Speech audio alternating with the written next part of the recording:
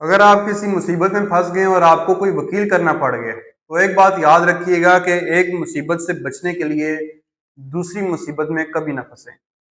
बहुत तरह के वकील होते हैं। कुछ वकील हैं जिनके बारे में मैं आपको बताऊंगा। उस तरह के वकीलों से आपने बहुत दूर भाग जाना है।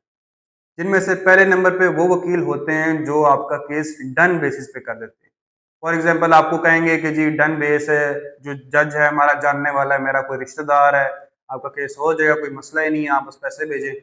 इस तरह के वकीलों से आपने बचना है। बड़े अनप्रोफेशनल वकील होते हैं ये।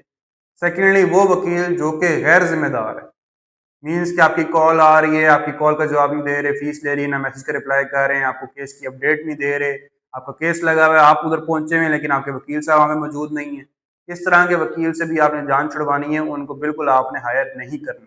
तीसरा वो वकील होते हैं जो कि गैर इखलाकी होते हैं कि जी आपका काम हम छुप के करवा देंगे, दूसरी पार्टी को पता भी नहीं चलेगा, आपको ऑर्डर भी हो जाएगा, आप बस पैसे टाइम से भेजिएगा।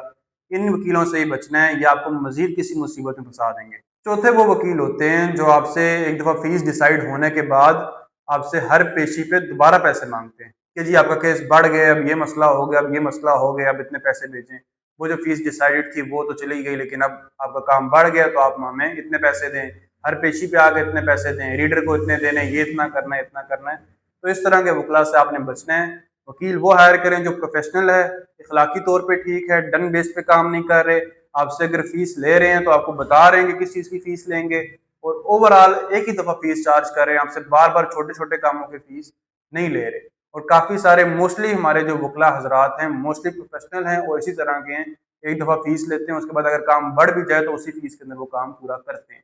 तो इसलिए इस तरह के वकीलों से आपने बचना है और प्रोफेशनल वकला की तरफ आपने जाना है। थोड़ी सी फीस ज़्यादा होगी लेकिन कम से कम आपका केस खराब नहीं होगा, आपकी ख्वारी ज़्यादा नहीं बढ़ जाएगी। Thank you so much.